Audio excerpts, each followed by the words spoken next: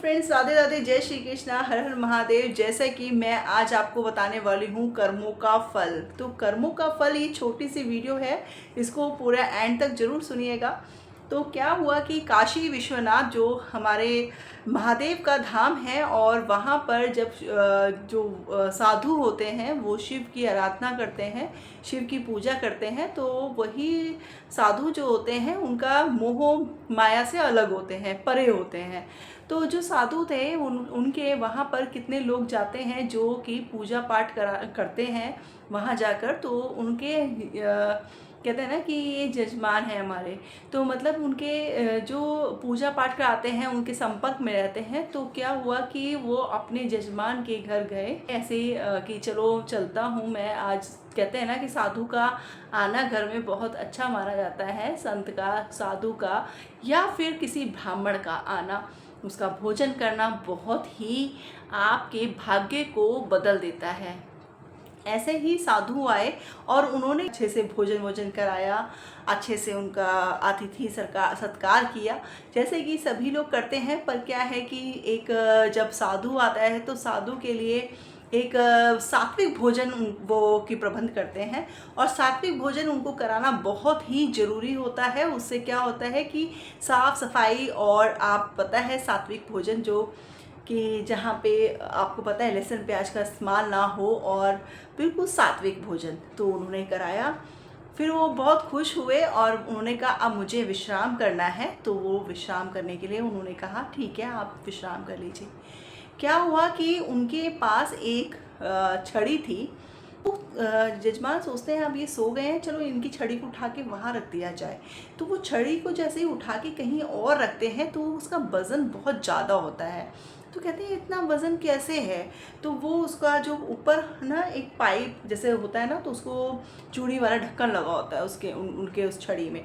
जैसे वो उसको खोलते हैं तो वहाँ पर उसमें निकलती हैं सोने की और चांदी की मुद्राएं।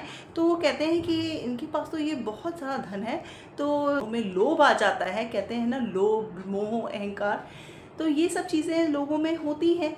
तो उनके अंदर भी कुछ ज़्यादा ही थी कि उन्होंने देखा नहीं कि हम ऐसे कार्य करा जिसका भोगना तो निश्चित है। आप चाहे साधु के साथ करें, चाहे किसी भी प्राणी के साथ करें, आपको अपने कर्मों का फल मिलना ही है।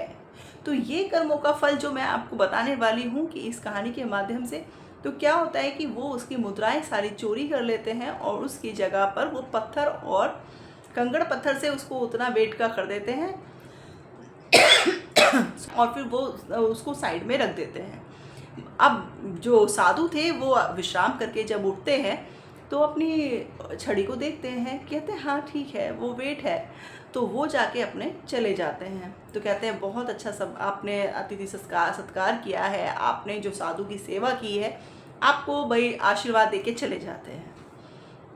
अब क्या हुआ कि वो चले गए अपने काशी विश्वनाथ वापस काशी धाम पर। काशी में जाकर उन्होंने कहा कि भाई आज मेरा मन है कि मैं त्रयोदशी होती है, तो वो कहते हैं कि त्रयोदशी पे मुझे भोजन कराना है, सभी ब्राह्मणों को भोजन कराना है। तो त्रयोदशी जो है वो महादेव का ही दिन है जिसमें महादेव की पूजा होती है। तो त्रयोदशी पे वो क्या करते हैं कि भोजन कराते हैं जाके। तो उन्होंने बोल दिया कि सभी साधु को, जितने साधु हैं ना काशी के, सबको आमंत्रित कर लिया जाए, क्योंकि उनके पास इतना धन इकट्ठा हो चुका था। तो उन्होंने कहा साधु ने कि ठीक है आप करें। तो कह रहे कि साधु आपको पता है जो आता है, जो वहाँ का जो हलवाई होता है, जो प्रबंध कर रहा होता है, तो वो कहता है आपके पास साधु जी, आप इतना बड़ा प्रबंध कर रहे हैं तो आपके पास धन। तो वो कहते हैं आप इसकी फिक्र मत कीजिए, आप काम, तो कहते हैं आप इसकी फिक्र मत कीजिए, आप काम कीजिए, तो कोई बात नहीं मैं तो कहता है ठीक है, मैं पैसे की आप चिंता मत कीजिए, धन की आप चिंता मत कीजिए। तो वो क्या करते हैं, साधु आराम से सारा खाने की व्यवस्था हो जाती है, सब कुछ हो जाता है। तो पहले उस ज़माने में ये नहीं चलता था कि आप मुझे एडवांस दे दें और इतना 50% एडवांस दे दें, 50% बाद में दे दिया जाएगा, ऐसा कुछ नहीं चलता था। बस एक बात होती थी और एक बात में बहुत वज़न होता था उस टाइम पे। तो उन्होंने कह दिया, और उसके बाद उन्होंने से सारा सब कुछ रेडी हो गया, सब कुछ हो गया। तो उन्होंने देखा कि कहते हैं अब आप अपना धन इनको दे दीजिए जिन्होंने ये खाने पीने का सारा अरेंजमेंट किया है। साधु संत सारे अच्छे से उन्होंने भोजन कर लिया होता है। तो वो कहते हैं कि चलो अब मैं क्या करता हूँ, इनका दक्षिणा जो भी धन बनता है इनको दे देता हूँ। जैसे ही वो उस छड़ी को उठाते हैं और खोलते हैं तो उसमें पत्थर और कंकड़ मिलते हैं। तो वो चीज़ देखकर वो बहुत ही आश्चर्य हो जाता है कि मेरा ऐसा धन कहाँ चला गया। तो पर कहते हैं कि अब साधु थे, उनके मन में यह विचार आया कि चलो ये तो बहुत बुरा हुआ मेरे साथ और मैंने तो दूसरे के साथ धोखा कर दिया। तो उनको एकदम में हृदय आघात होता है, मतलब हार्ट अटैक टाइप का होता है और वो उस टाइम पर ख़त्म हो जाते हैं।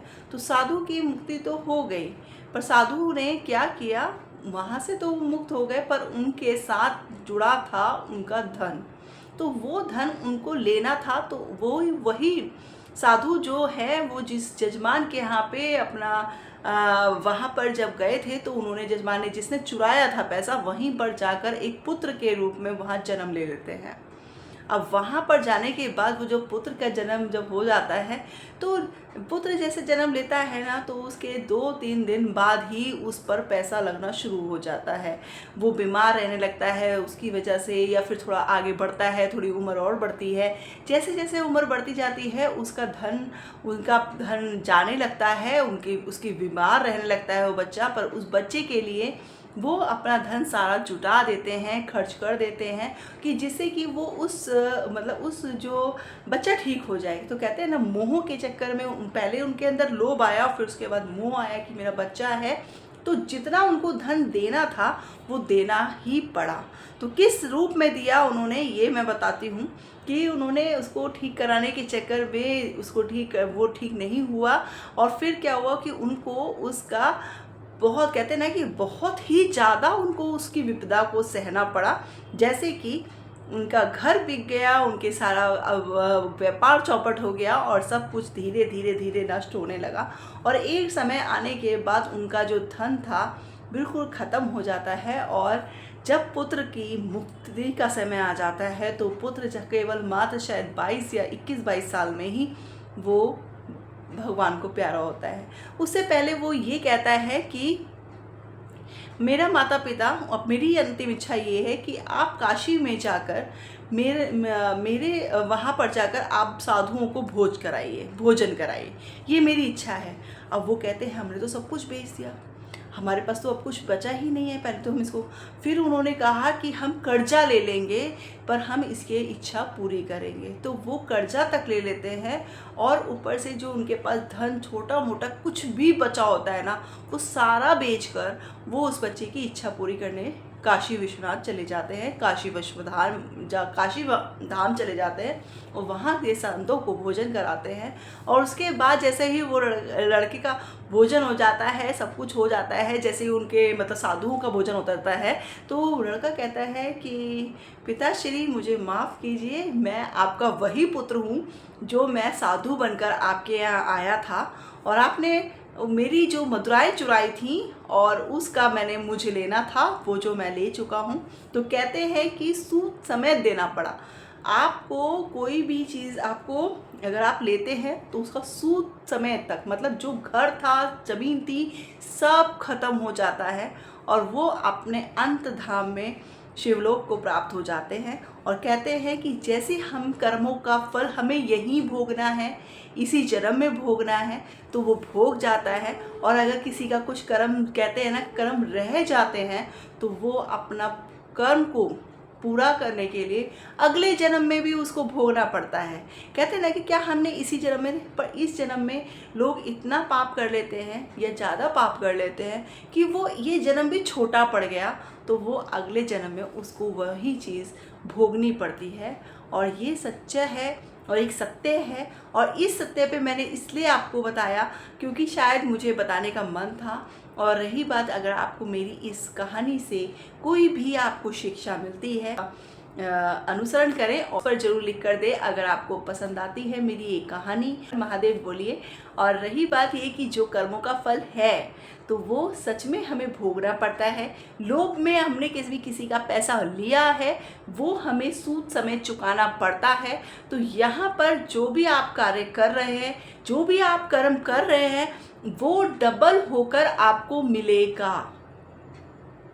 अगर आप कोई ऐसा नहीं है सिर्फ धन से रिलेटेड है, अगर आप किसी को नफरत देते हैं तो वो आपके जन्म में, अगले जन्म में वो आपको रिटर्न मिलेगी और डबल ट्रिपल होकर नफरत मिलेगी। अगर आप किसी को प्यार देते हैं तो वो आपको डबल ट्रिपल होकर प्यार मिलेगा। तो समय हमेशा लौटाता है और एक वक्त ज़रूर आता है कि जो हमने दिया होता है उसका 10 गुना होके हमें मिलता है। तो आपको वही ऐसे सत्कर्म करने चाहिए। बाकी आपकी अपनी अपनी सबकी इच्छा है। तो मैंने जो बोला आपको मेरे विचारों से आप अगर सहमत हैं तो हर हर महादेव जयकारा लगाइए। हर हर महादेव, राधे राधे, जय श्री कृष्णा, जय श्री कृष्णा।